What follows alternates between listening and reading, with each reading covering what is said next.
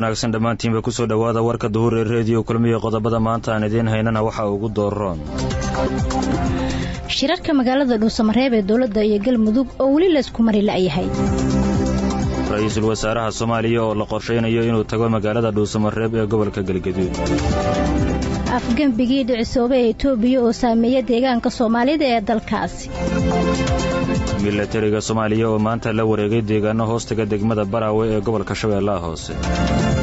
ciidamada xoogga oo howlgal dad badan lagu soo qabtay ka sameeyay degmada Janaale ee gobolka Shabeellaha Hoose maamulka gobolka Banaadir oo dhagax dhigay wadada tagta garoonka ciyaaraha ee Stadium Muqdisho Puntland oo sheegtay inay sameynayso ciidamo la dagaalamo kalluumaysiga sharci darrada ah qaar ka mid ah odayaasha dhaqanka ee ka soo jeeda Shabeellaha Hoose oo si adag u eedeeyay gudoomiyaha magaalada Marka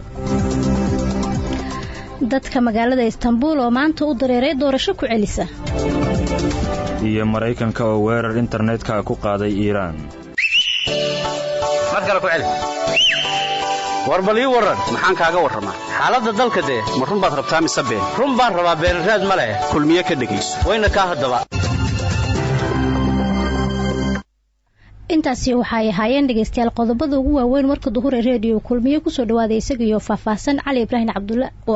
Cabdullaahi ayaa warkeena duur soo saaray Maxamed Axmed iyo anigu Mariin Cabdullaahi ayaa idin waramayaan waana duhur axada taariikhduna ay ku beegan tahay 23 bisha 6 2019 shirarka ka socda magaalada dhuusamareeb ee u dhaxeeya wafdiga dawladda federaalka ah ee Soomaaliya iyo maamulka Galmudug ayaa lagu soo waramayaa in wali la isku fahmi layahay warar kale oo ka soo baxaya magaalada dhuusamareebna waxa ay sheegayaan in ra'iisul wasaaraha Soomaaliya Xasan Cali Kheyre la qorsheynayo inuu tago magaalada dhuusamareeb Maxamed Cabdiwali Tooxow ayaa ka waramaya tashaan laga guulgaarin ayaa weli ka socda magaalada dhuusamareeb ee xarunta maamulka Galmudug waxaana socda dadaalo la doonayo in lagu qanciyo madaxweynaha Galmudug Axmed Ducaale Geelle Xaaf xildhibaano ka tirsan golaha shacabka ee baarlamaanka Soomaaliya ayaa kaalinta ugu horeeya kaga jira dadaalka la doonayo in madaxweyne Xaaf looga dhaadhiciyo inuu la kulmo wasiir Qarafaan wararka ka imaanaya dhuusamareeb oo daqiiqad kasta jiha hor leh u socda ayaa kuwoodii ugu dambeeyay waxay sheegayaan in madaxweyne Xaaf uu gabi ahaanba diiday in wafdiga dawladda federaalka la fariisto sidoo kale waxa uu shuruuda ku xiraya inuu kulan fadhi ah la yeesho Sheekh Maxamed Shaakir Cali Xasan madaxa xukuumadda Galmudug shardigaasina waa in wafdiga dawladda dhexe dib uga soo laabtaan magaalada dhuusamareeb maadaama aysan ogolaanshihiisa ku tagin waxa jira isfaham siyaasadeed oo aan wali la shaacin kaasi oo dhexmaray xubnihii ahlu sunna ee Sheekh Maxamed Shaakir Cali Xasan uu hogaaminayay iyo wafdiga dawladda federaalka ah ee wasiir Qarafaan oo hogaaminayo in doorashada Galmudug xilligeedii la qabto ayaa lagu sheegay isfahamka ayaa gaareen madaxa xukuumadda Galmudug iyo wasiirka arrimaha gudaha Soomaaliya xildhibaan ka tirsan baarlamaanka maamulka Galmudug ayaa raadiyo kulmiye u xaqiijiyay in maanta laga shaqeynayo sidii loo qancin lahaa madaxweynaha Galmudug Xaaf wixii maanta ka dambeeyana loo dhaqaaqi doono in la shaaciyo isfahan la gaaray balse waxa uu diiday inaan codkiisa xigano ra'iisul wasaaraha Soomaaliya Xasan Cali Kheyre ayaa sidoo kale la qorsheeyay inuu tago magaalada dhuusamareeb si uu goobjoog uga ahaado shaacinta isfahamka la gaaray ee doorashada Galmudug tani markii la aasaasay maamulka Galmudug khilaaf sadbursi iyo xilka qaadis ayaa ragaadiyay maamulka maanta waxa uu maraya meel halis oo aan rajo wanaagsan laga qabin ayaa samaadana maalmaha dambe ciidamada militariga Soomaaliya ayaa maanta la wareegay deegaano hoostaga degmada Baraawe ee gobolka Shabeellaha Hoose dhanka kale ciidamada xoogga ayaa howlgal dad badan lagu soo qabqabtay ka sameeyay degmada Janaale ee gobolkaasi Shabeellaha Hoose Axmed Abuukar Sabriye ayaa ka waramaya ciidamada danab ayaa mar kale maanta waxa ay howlgallo qorsheysan oo ay ka sameeyeen qaybo ka mid ah Shabeellaha Hoose ku qabsadeen goobo ay hore u maamulayeen al-shabaab sidoo kalena gacanta ku soo dhigay dad lagu tuhmayo shabaabnimo ciidanka danab oo maanta hor u kacay gudoomiyaha gobolka Shabeellaha Hoose Ibraahim Najax waxay bilaa dagaal ku qabsadeen deegaanka Xarshanley oo ka mid ah deegaanada hoostaga magaalada xeebeedka Baraawe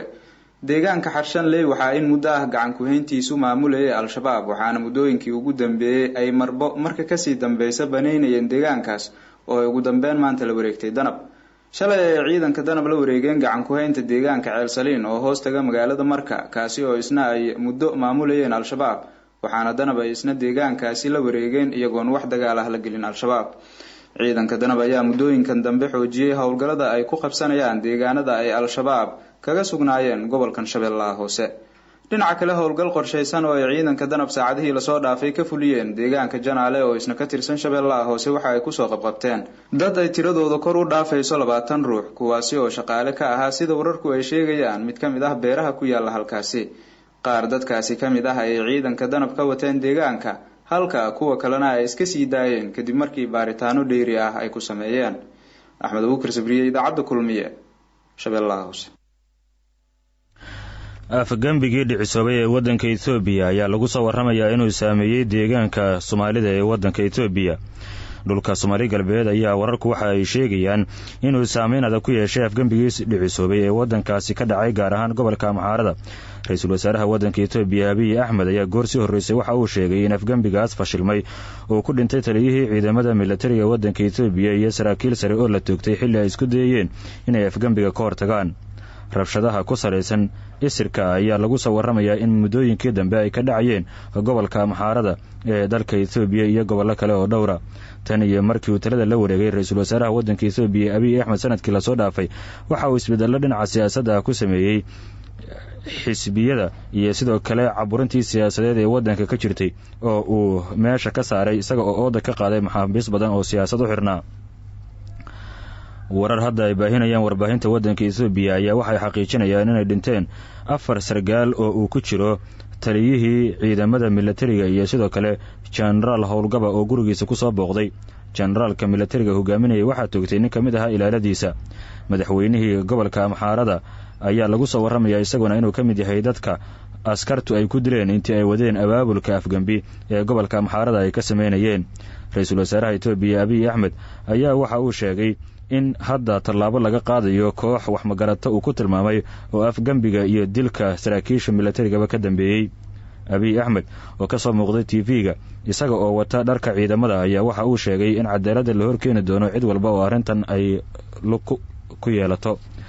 waxa lagu soo warramayaa in gobolka Soomaalidu ay degto arrintan ay si gaar ah u saameysay waxaa ka mid ah in internetkii la jaray waddanka Itoobiya iyada oo lagu soo warramayo in saraakiil militariga waddanka Itoobiya hogaamiye ka mid ah oo gobolka Soomaalida jooga iyagana looga wacay magaalada Addis Ababa Ra'iisul Wasaaraha Itoobiya ayaa doonaya inuu xaaladda soo dabaalo iyada oo sidoo kalena ciidamo badan la geeyay gobolka Amxaarada waxaa la isku dayayaa in la qaboojiyo xiisadda maamulka gobolka Banaadir ayaa dhagax dhigay wadada tagta garoonka ciyaaraha ee Stadium Muqdisho Xafsa Khaliif Cumar ayaa ka waramaysa gudoomiyaha gobolka Banaadir ahna duqa magaalada Muqdisho injineer Cabdiraxmaan Cumar Cismaan Yariisow iyo xubno kale oo ka socda wasaaradda dhalinyarada iyo ciyaaraha xukuumadda federaalka Soomaaliya ayaa waxa ay maanta dhagax dhigeen wadada horumarta garoonka kubadda cagta ee Stadium Muqdisho kaasi oo dhismihiisu marayo meel gabagaba sida ay sheegeen mas'uuliyiintii halkaasi ka hadlay injineer Yariisow oo warbaahinta kula hadlay halka dhismaha wadada laga bilaabay ayaa sheegay in wadadan ay muhiim u tahay isku socodka dadka iyo gaadiidka iyo adeegsiga garoonka kubadda cagta ee Stadium Muqdisho wadadan waa wada halbowlo ah caasimada waa wada halbowlo waa Stadium Muqdisho garoonkii muhiimka ahaa runtiina juhdi dheeraad oo u gashay isbartiibadaas in dib loo soo celiyo dhalinyaradu iyo isboortiga lagu horumariyana maanta ayay marqaati ka tahay in isbartiibo kaliya aan loo dayactirayn loo dhisaynin laakiin aan ka fikirayno wadooyinkii iyo caasimadda bilicdeedaba oo dhalinyarada muhiim u ah wadadan waa wadadii 9aad oo laami ah ee caasimadan laga hirgeliyay muddo sanadii bara wadadan bulshada waxay uga baahan tahay wadada markii la dhiso la dhameystiro inay ilaashadaan bulshadu waa inay ka shaqeyso nadaafadeeda hagaajinteeda dhawaanna heli doono muxuu ahaa madaxweynaha jamhuuriyadda iyo wasiirada dhalinyarada isbartiibada noo furi doonaan oo lagu ciyaari doono sida loo dhiirigeliyay dhalinyarada iyo isboortiga iyo haweenkaba maanta la dhagax dhigay muddo bil gudahoodana la rajaynayo wado oo dhameystiran horumarka caasimaddu waa tallaab ciddii qaswada ah ee horumarka caasimadda u diidana ayagay u taallaa annaga un hal cadow aan leenahay Soomaali haddaan nahay waa kooxaha argagixisada nabaddiidka marka inteena kale waxaa naga go'an horumar iyo dibudhis iyo annagoo ka fikirna dalkan oo aan horumarka uu istaahilo la gaarsiin kadib markii ay ciidamada AMISOM ka baxeen garoonka kubadda cagta ee Stadium Muqdisho ayaa dawladda dhexe waxa ay dib u bilowday dayactirka dhismaha uu ka kooban yahay garoonkaasi maamulka puntland ayaa waxa uu sheegay in la sameynayo ciidamo la dagaalama kalluumaysiga sharci darrada ah ee xeebaha maamulka puntland waxaana tallaabadan maamulku uu sheegay in la qaadayo xilli lasoo xiray doomo dhowr ah oo si sharci darraha badda uga kalluumaysanayay. cumar maxamed soomane ayaa faahfaahinaya. wasiirka wasaaradda kalluumaysiga iyo qiraadka badda maamulka puntland faarax awaash beeldaaje oo waraysigan siinayay qaar ka mid a warbaahinta ka howlgasha gudaha dalka ayaa sheegay in muddadii uu joogay xafiiska wasaaradda kalluumaysiga maamulka puntland uu ku guulaystay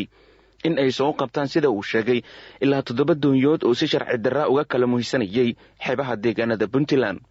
wasiirka ayaa sheegay in soo qabashada doomahani sharci darrada ah ay soo wargeliyeen kalluumaystada ku sugan xeebaha deegaanada puntland oo cabashooyin ka muujinayay doonyaha sida sharci darrada u imaanaya xeebaha puntland ee halkaasi kalluumaysiga sharci darrada ka samaynaya. wasiirka ayaa hadalkan warbaahinta u sheegay isagoo sheegay in marnaba maamulka puntland uusan ka yeeli doonin in si sharci darraha xeebaha deegaanada puntland looga kalluumaysto. wasiirka wasaaradda kalluumaysiga iyo qiraadka badda maamulka puntland faarax awaash ayaa sidoo kale ugu baaqay kalluumaystada ku sugan deegaanada puntland in wasaaradda ay soo wargeliyaan cid kasta oo ay u arkaan in si sharci darro ah ay uga kalluumaystaan xeebaha deegaanada puntland. sharci darrada inaan la dagaalano hadda ilaa 7 doonyood baa soo qabanay oo aan ganaaxnay oo weli marka qorshayaal badan waa jiraan dadaal madaxweynaha wada waa jiraayo aan wadno ah inaan samayno ciidanka la dagaalanka kalluumaysiga sharci darrada iyo ilaalinta xeebaha magaalo kastoo xeebeedana la geeyo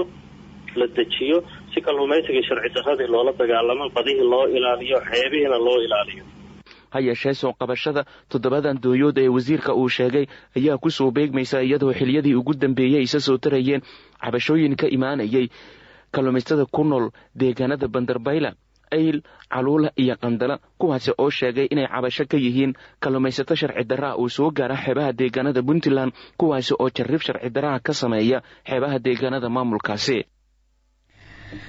qaar ka mid a odayaasha dhaqanka ee kasoo jeeda gobolka shabeellada hoose ayaa si kulul u eedeeyay gudoomiyaha magaalada marka ee gobolkaasi shabeellada hoose. axmed maxamed ibraahin ayaa ka waramaya. nabadoon axmed maxamed cali sooye imaam cabdulaahi khaliif rooble oo la hadlay radio kulmiye ayaa sheegay in dhibaato weyn ay ka jirto deegaanada qaar ee gobolka shabeellaha hoose kuwa oo loo geysto had iyo jeer alaba sida ay sheegeen beelaha qaar ee gobolka dega.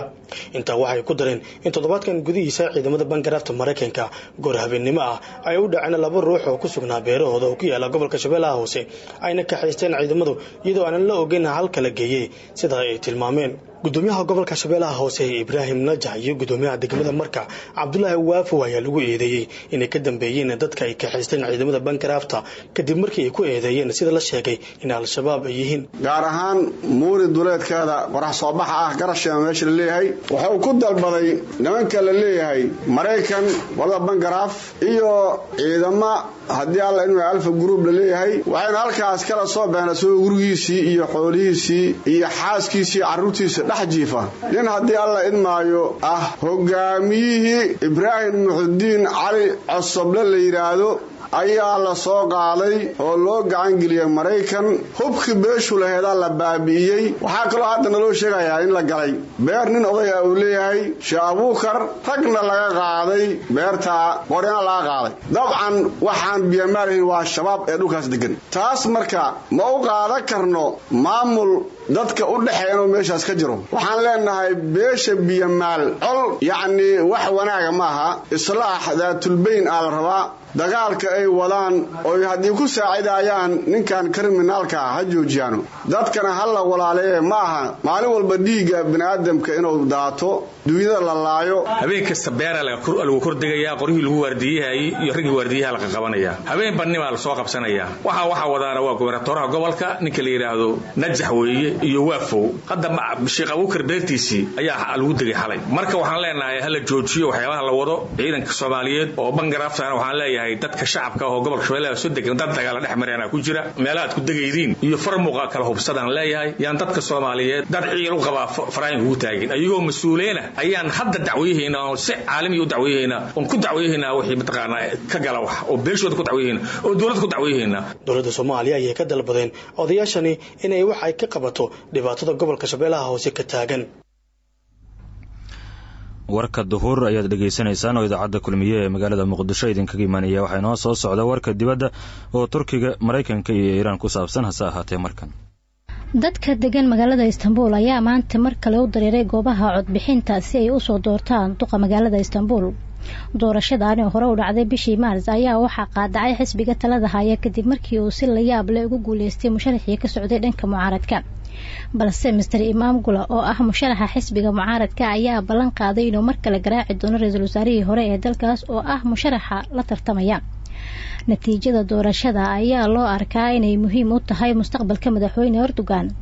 Istanbul oo ay ku nool yihiin 15 milyan oo ruux ayaa udub dhaxaad u ah dhaqaalaha iyo dhaqanka dalkaasi Turkiga. madaxweyne Erdogan oo horey u soo noqday duqa magaalada Istanbul ayaa sheegay in cidii ku guuleysatay Istanbul ay tahay cidda ku guuleysan doonta Turkiga. dadka siyaasadda taxliiliya ayaa sheegay in haddii doorashada marka loo mucaaradku ku guuleysto ay isbedel weyn ku keeni doonto siyaasadda dalkaasi Turkiga. ugu dambeyntiina dowladda Mareykanka ayaa weerar internetka waxa ay ku qaaday nidaamka hubka ee waddanka Iiraan. arrintan waxa ay timid kadib markii Khamiistii madaxweynaha Mareykanku uu dib uga laabtay go'aan uu ku gaaray in la duqeeyo qaybo kamid ah waddanka Iiraan kadib markii uu sheegay inuu ogaaday inay dadku dhiman karaan. sidaasna waxa warinaysa warbaahinta Mareykanka. weerarkan internetka loo adeegsaday waxa lagu fariisiyay kombiyuutarada laga hago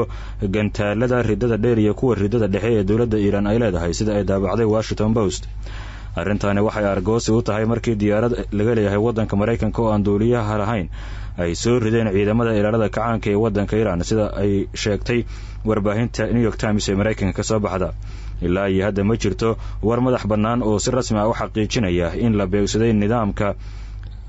hubka ee waddanka Iiraan. Mareykanku waxa uu sidoo kale sheegay inuu soo rogay cunaqabatayn uu madaxweyne Trump ku sheegay inay tahay mid weyn. waxaa sidoo kale madaxweynaha Mareykanka Donald Trump uu sheegay in cunaqabatayntan loogu talagalay inay Iiraan ka celiso inay samaysato hubka nuclear-ka isla markaana ay saarto cadaadis dhaqaale haddii kalena dowladda Iiraan waxa uu sheegay oo ay sii wado dagaalada ka socda amaba daandaansiga dagaal in dhib weyn uu halkaasi ka soo gaari doono. guud ahaan dhageystayaal intaa waxaa ku dhan war wixii daafaha iyo dalkaba naga soo gaaray oo aad kala socoteen radio kulmiye muqdisho Soomaaliya cidii warkeenu sheegay waxay dib ka geli karaan isagoo maqal qoraal sawir intaba wata bartaan internetka ku leenahay ciwaankeenu waa radiokulmiye.com ama radiokulmiye.net.